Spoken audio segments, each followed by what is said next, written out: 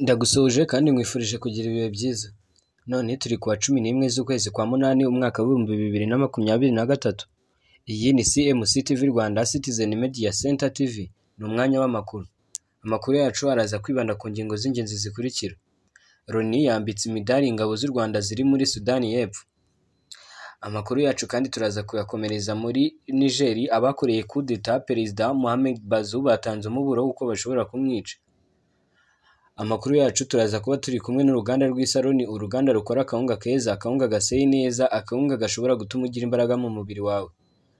Aka kawunga kandi kamaze guhabwa icyemezo cy'ubuziranenge n'ikigo cy'igihugu gitsura ubuziranenge Rwanda Standard Board. Niba wifuza kukarangura, gutanga komande bahamagare kuri nimero 0788 655 cyangwa ubasange mu karere ka Rulindo ni mu murenge wa Kisaro. Nitwa Jean Bosco Kabayisenga, iyi ni CMC TV Rwanda Citizen Media Center TV. Ni amakuru ushobora kugiramo uruhare uduha igitekerezo cyawe. Ikaze. Abakoreye coup d'etat mu Perezida Bazoum batanze umuburo uko bashobora kumwica. Abasirikare bahiritse ku butegetsi Mohamed Bazoum wahoze ari perezida wa Niger babwiye umudiplomate ukomeye wa Amerika ko bashobora kumwica mu gihe ingabo z'umuryango w'ibihugu bya Afurika y'Uburengerazuba zaba ziteye kiriya gihugu zigerageza kumubohoza. Aba basirikare babitangarije ibiro ntaramakuru Associated Press by'Abanyamerika nyuma gato y'uko umuryango w'ibihugu bya Afurika y'Uburengerazuba bitangaje ko bigomba nyine gufasha by'umwihariko uyu Perezida Bazoum gusohoka. Ni mu gihe cyo kandi uyu muryango wari umaze gutegeka ko ingabo zayo zihora ziteguye gutabara aho rukomeye zoherezwa muri Niger. Muri make ingabo z'uyu muryango zagombaga kuba ziza muri Niger, ariko abasirikare bahiritse ku butegetsi Mohamed Bazoum bahise batangaza ko igihe icyo ari cyo cyose uyu muryango uraza kubigerageza, Mohamed Bazoum araza kwicwa. Ni icyemezo uriya muryango wafashe nyuma y'uko nyirantarengwa y'icyumweru kimwe bari bahaye bari abasirikare ngo babe baramaze gusubiza Bazoum ku butegetsi bwe. Icyumweru cyamaze kurenga.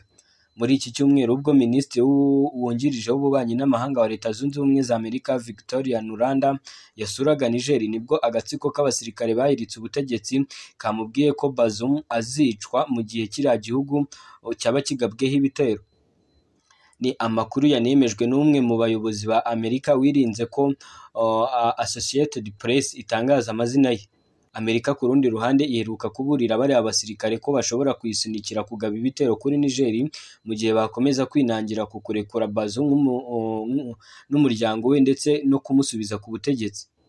Ni ubusabe kugeza ubu abasirikare bayobowe na General Abdurrahman Chiani badakozwa, ndetse mu gisa no kwitegura intambara aba baheruka gufunga ikirere cya Niger. Aba basirikare kandi baheruka gushinga guverinoma nshya ya Niger, ibisobanura ko nta gahunda bafite yo kuba basubiza Perezida Mohamed Bazoum ku butegetsi. Ibi ngibi ni ibibazo bimaze igihe kisaga ibyumweru bibiri mu gihugu cya Niger, aho abangaba bahiritse ku butegetsi Perezida Mohamed Bazoum bavuga ko barambiwe, by'umwihariko ibihugu birimo Ubufaransa n'ibindi bibakoloniza. Gusa nanone imiryango mpuzamahanga ndetse n'ibihugu bituranye byose icyo bihurizaho ni uko Niger igomba gusubiza Perezida Mohamed Bazoum ku butegetsi.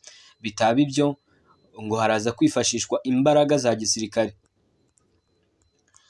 Mu gihe cyo kandi tunyarukiye muri Sudani y'Epfo, Loni yambitse imidari ingabo z'u Rwanda ziri muri Sudani y'Epfo. Abasirikare b'u Rwanda bagize Rwanda Battalion ya 3 na Rwanda Aviation Unit ya 11 bari mu ngabo zishinzwe kubungabunga amahoro mu butumwa bw'umuryango w'abibumbye muri Sudani y'Epfo. Kuri uyu wa kane itariki ya 10 Kanama zambitswe imidari y'ishimwe kubera uruhare bagize mu kubungabunga amahoro n'umutekano muri iki gihugu. Ibirori byabereye mu birindiro bya Durupi i Juba.